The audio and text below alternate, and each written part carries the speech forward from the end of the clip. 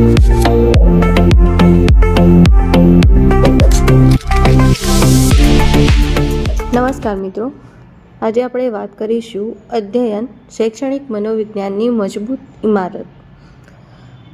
આપણી ઇમારતનો નકશો. પાયો, અધ્યયનનો અર્થ અને વ્યાખ્યા.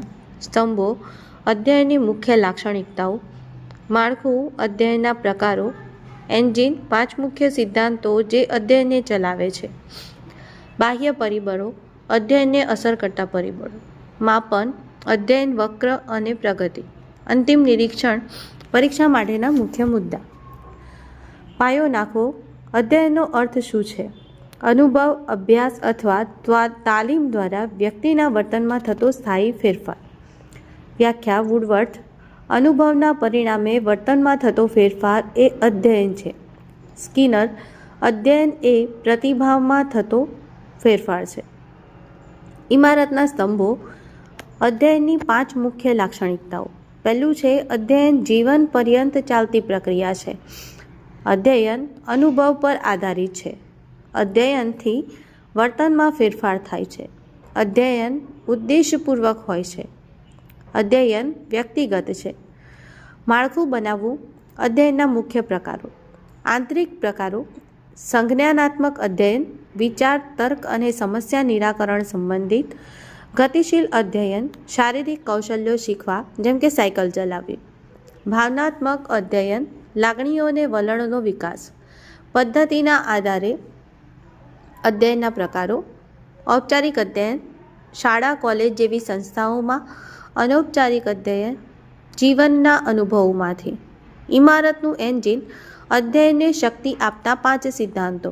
અધ્યયન કેવી રીતે થાય છે તે સમજવા માટે મનોવૈજ્ઞાનિકોએ મુખ્ય 5 સિદ્ધાંતો આપ્યા છે. તો ચાલો આપણે આ સિદ્ધાંતોના આર્કિટેક્ટ્સને મળીએ. પહેલા છે થોર્નડાઇક ટ્રાયલ એન્ડ એરર સિદ્ધાંત. મૂળ વિચાર, પ્રયત્ન અને ભૂલ દ્વારા શીખવું. જ્યાં સફળ પ્રયત્નો મજબૂત બને છે અને નિષ્ફળ પ્રયત્નો દૂર થાય છે. તેમના મુખ્ય 3 નિયમો: તૈયારીનો નિયમ, અભ્યાસનો નિયમ અને પરિણામનો નિયમ. બીજા છે પાવલોવ શાસ્ત્રીય અભિસંધાન. મૂળ વિચાર, 2 ઉત્તેજનાને જોડીને એક નવો પ્રતિભાવ બનાવવો. ક્લાસિક ઉદાહરણ, ઘંટડી એ તટસ્થ ઉત્તેજના છે પ્લસ ખોરાક સ્વાભાવિક ઉત્તેજના બરાબર લાળ એટલે કે પ્રતિભાવ. થોડા સમય પછી ફક્ત ઘંટડી વગાડવાથી લાળ ઉત્પન્ન થાય છે. ત્રીજા છે સ્કિનર ક્રિયાત્મક અભિસંધાન.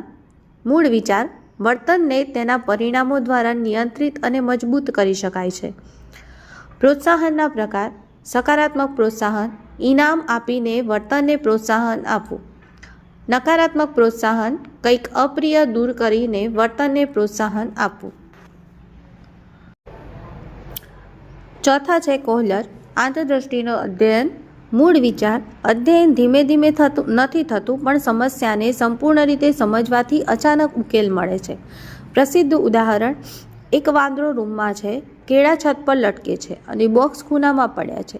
અચાનક વાંદરાને બોક્સ એકબીજા પર મૂકીને કેળા સુધી પહોંચવાનો વિચાર આવે છે. 5મા આલ્બર્ટ બાંડુરા અનુસરણ અધ્યયન, જેને સામાજિક અધ્યયન પણ કહેવામાં આવે છે. મૂળ વિચાર, વ્યક્તિઓ અન્ય લોકોના વર્તન, વલણ અને પરિણામોનું નિરીક્ષણ કરીને શીખે છે. મુખ્ય ખ્યાલ મોડેલિંગ, અન્યને જોઈને શીખવું. ઇમારતની મજબૂતી, અધ્યયનને અસર કરતા પરિબળો. વ્યક્તિગત પરિબળો છે બુદ્ધિ, પ્રેરણા, રસ, શારીરિક અને માનસિક સ્વાસ્થ્ય. બાહ્ય પરિબળો છે અભ્યાસ પદ્ધતિ અને પર્યાવરણ. પ્રગતિનું માપન, અધ્યયન વક્ર. વ્યાખ્યા, અધ્યયન વક્ર એ સમય જતાં અભ્યાસ અને સિદ્ધિ વચ્ચેના સંબંધને દર્શાવતો ગ્રાફ છે. મુખ્ય પ્રકારો: 1 સીધી રેખા, શીખવાનો દર સતત રહે છે. બીજું એસ આકાર વક્ર, શરૂઆતમાં ધીમું, પછી ઝડપી અને અંતે ફરી ધીમું.